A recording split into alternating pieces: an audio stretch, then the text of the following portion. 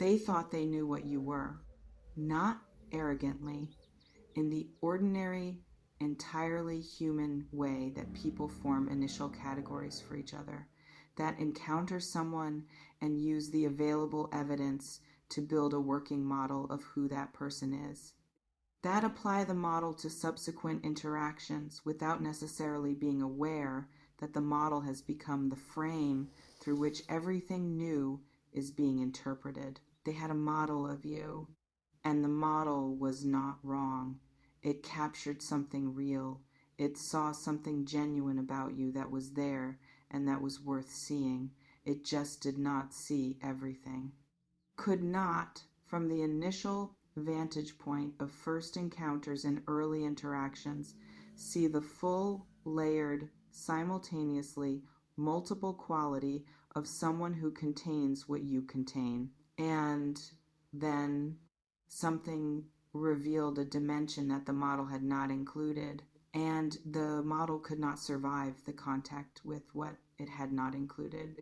I want to begin with the tomboyish princess piece because it is the specific, beautiful, contradictory combination at the heart of this reading, and it deserves its full examination. Not as a label, as the honest description of something you embody that most people do not embody. The specific, unusual, in most people, these come separately quality of containing both simultaneously, without the one compromising the other, without having to choose between the directness and the softness, between the strength and the tenderness, between the no-nonsense quality that gets things done and the specific, quiet, fully feminine quality of someone who also knows how to be gentle and beautiful and graceful when those things are what the moment calls for. Both at full strength without either diluting the other. Let me describe what happened from their perspective, because the not expected piece is where the story actually begins and it deserves its full narrative. They encountered the tomboyish first, or perhaps the princess first, depending on the specific context of how the relationship began and which dimension of you was most visible in the initial encounters. But whichever one came first, they built their model from it. Filed you under a category that, while accurate as far as it went, was incomplete by definition, because the category did not have room for both. And then they encountered the other one in a moment that was not prepared for the encounter, that arrived through whatever the specific ordinary circumstances are through which the full picture of someone tends to reveal itself. A moment of genuine casualness, of someone not managing how they appear because the management was not on, because they were simply being what they are in a context where what they are includes the dimension that the prior model had not had room for. You were simply being yourself, and the being of the other dimension, the one the model had not contained, produced something in them that the prior model was not equipped to process. A recalibration, complete, immediate, producing, in its completeness and immediacy, the specific, slightly disorienting quality of someone whose understanding of you has just had to expand rapidly to accommodate something they did not see coming.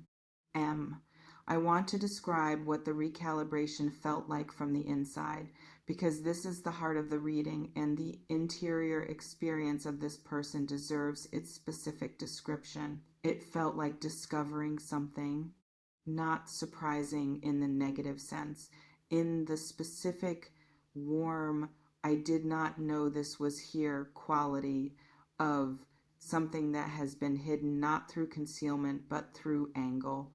That was always there and was real and is part of the actual picture, but that the particular vantage point available to them previously simply did not reveal And the discovery had a quality of rightness to it, like the picture snapping into focus, like the slight, previously unnoticed blur of an image that was almost complete resolving into something that is fully itself because the missing piece has arrived. You, fully yourself, with both dimensions present, was the completed image. And the completed image was considerably more extraordinary than the partial one, because both dimensions, present simultaneously, produce something that neither produces alone. The strength makes the tenderness more moving. The tenderness makes the strength more beautiful. The directness gives the grace its edge. The grace gives the directness its depth. Together they produce a specific, distinct, impossible to categorize quality that I am going to call simply you. And you, once seen fully, is what produced the deeply in love. Together they produce a specific, distinct, impossible to categorize quality that I am going to call simply you. And you, once seen fully, is what produced the deeply in love.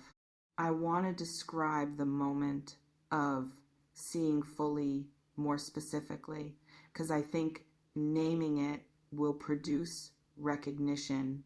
It was a small moment, not a dramatic reveal or a carefully staged encounter or anything that had the formal quality of a significant event, something that happened in the ordinary course of being around you, something that perhaps you were not even fully aware of as having significance in the moment it was happening.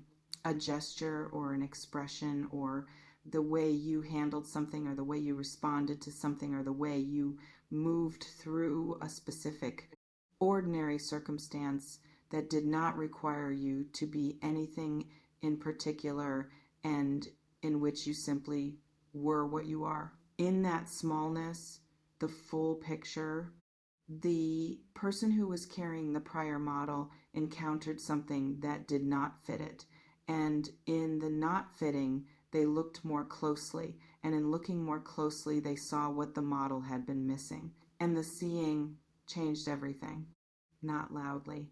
The kind of change that happens in someone's interior when a significant realignment occurs is rarely loud.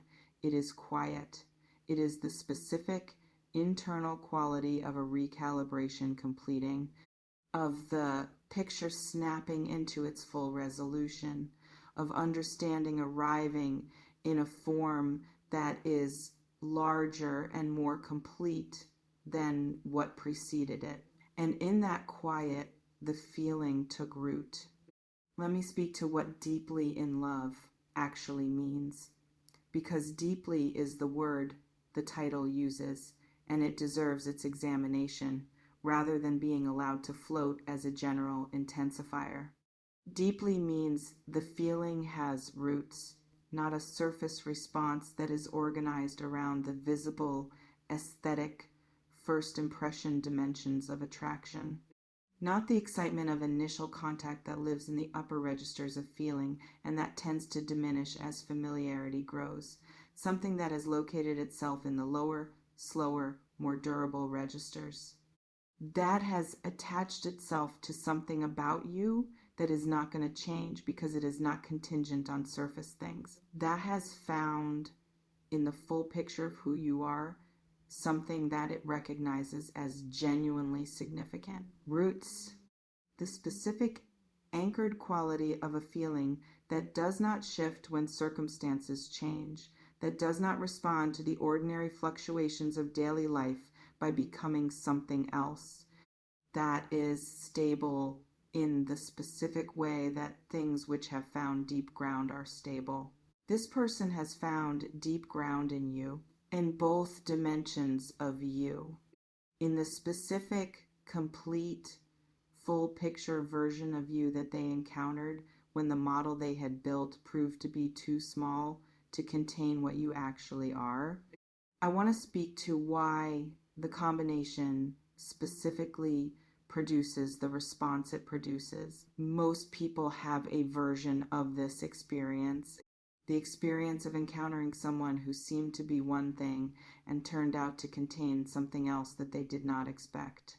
The specific quality of surprise that comes from a category not fitting, from the person you thought you were dealing with, revealing a dimension that changes how everything you already knew about them sits in your understanding of them. But what you are is not simply the surprise of added dimension. It is the surprise of complementary dimensions. The tomboyish and the princess in most people, when both are present, are in some kind of tension with each other, are experienced as the person managing two things that pull in different directions, are not quite reconciled into a single coherent quality of presence. In you, they are not in tension, they are in harmony. The directness and the softness have found a way of coexisting that makes each one more fully itself rather than less. That has resolved the potential tension into something that is not a compromise between the two, but an enhancement of both. That resolved quality is the rare thing. And rare things, when encountered by people who have the sensitivity to recognize them, produce the feeling this person is carrying. Tell me in the comments if you know the moment I am describing, the specific moment when you felt the other person's understanding of you shift, when something in how they looked at you or engaged with you changed in a way that told you the picture they had been working from was updating, whether the update produced something visible in them that you registered even if you could not name it at the time. I want to know how this reads from inside your situation. Let me speak to how the deeply in love is currently expressing itself. Because deeply in love that is not being actively expressed does not simply sit quietly in the person carrying it. It produces a specific quality of presence and behavior that I want to describe so you can recognize what you have been observing. They study you, not in the intrusive sense, in the specific, helpless sense of someone whose attention keeps organizing itself around you. Who registers details about you that someone who was not carrying this feeling would not register? Who notices what you wear, how you move, what your particular expressions mean, what the quality of your voice sounds like in different registers of emotion, what your humor reveals about how you see things, with a specificity and a retention that exceeds what ordinary social attention produces.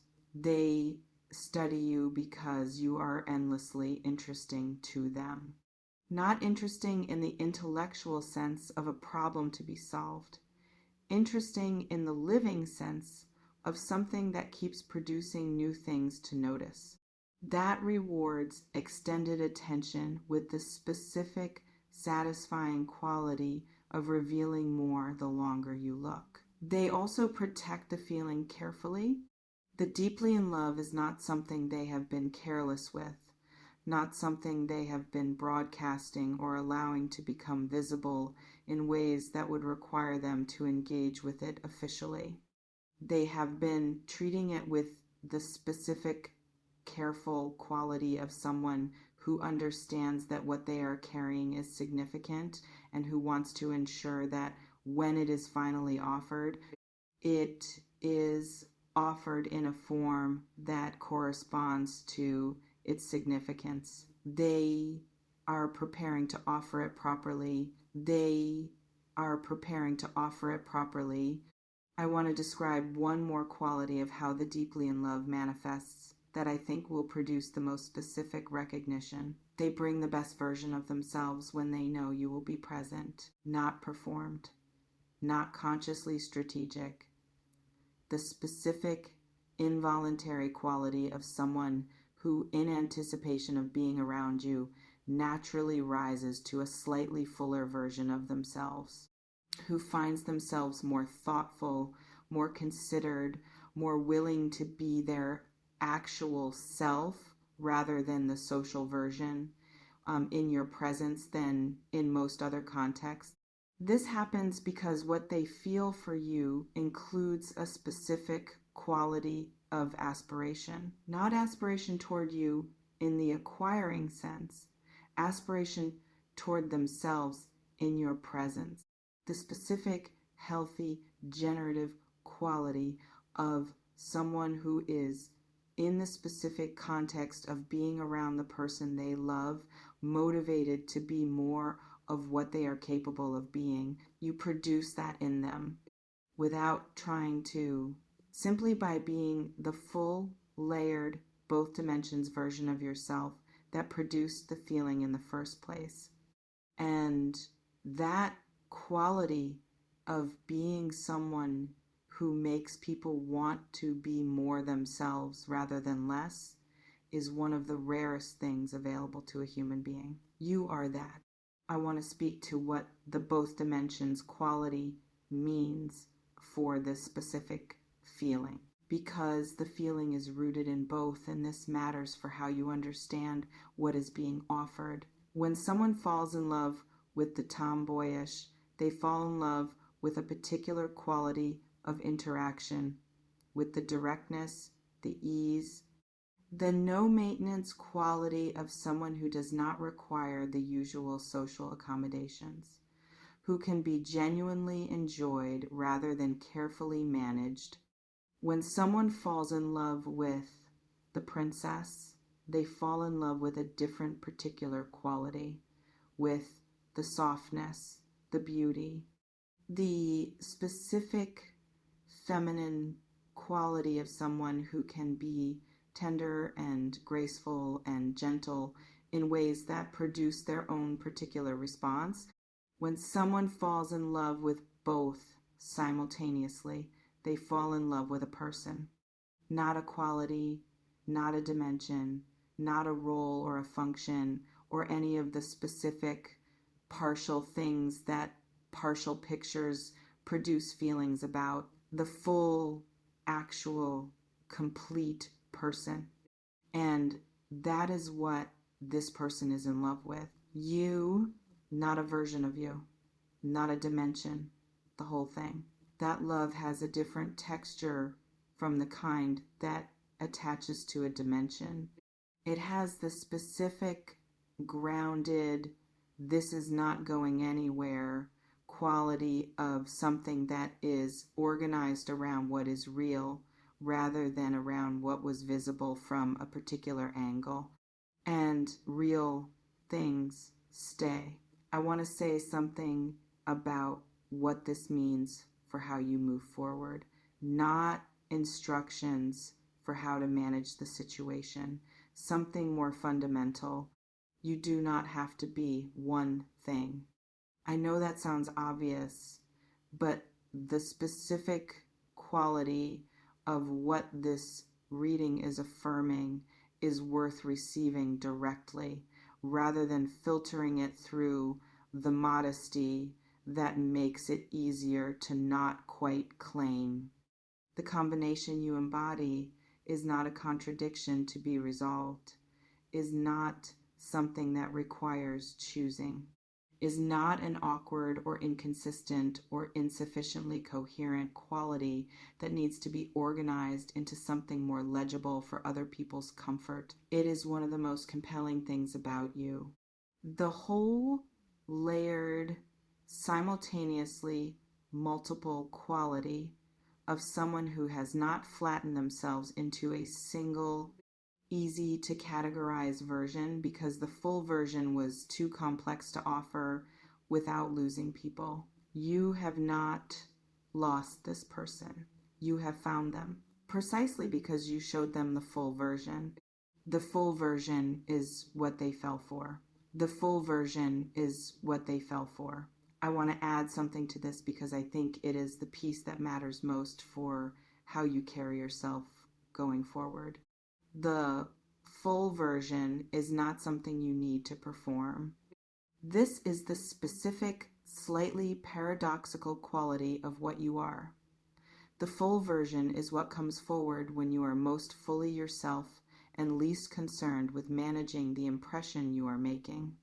It appears in the moments when you have stopped monitoring how you are being received and are simply in the experience of whatever is happening. In those moments, both dimensions are present simultaneously, not through any deliberate management of the combination, through the simple, uncontrived quality of someone who is genuinely themselves in a moment that does not require anything different from themselves. The instruction, if there is one, is not to change anything. Do not start performing the tomboyish dimension that you might now understand is attractive. Do not self-consciously deploy the princess dimension to produce a particular impression.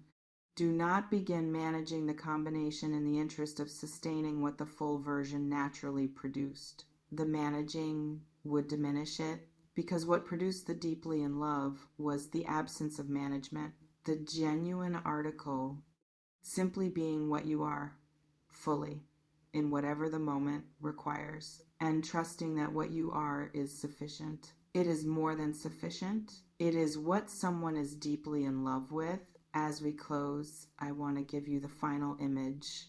Two images, actually, placed side by side, because the reading is about the discovery of two sides and the image should contain both.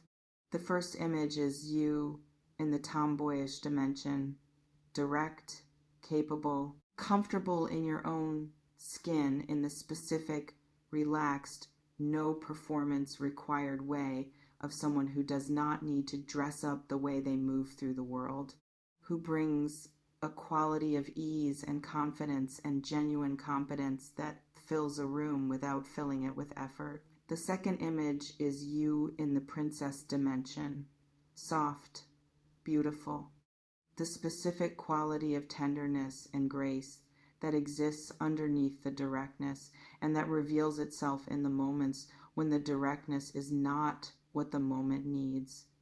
The quality that stops people, that produces the specific, slightly suspended quality of encountering something that deserves to be received rather than simply processed. And then the image of someone seeing both in the same person, in you, and in the seeing, understanding for the first time the full picture of what they have been in the presence of, and in the understanding, falling deeply, irreversibly. That, Virgo, is what is happening. On the other side of whatever the current distance between you and this person is, they are already there.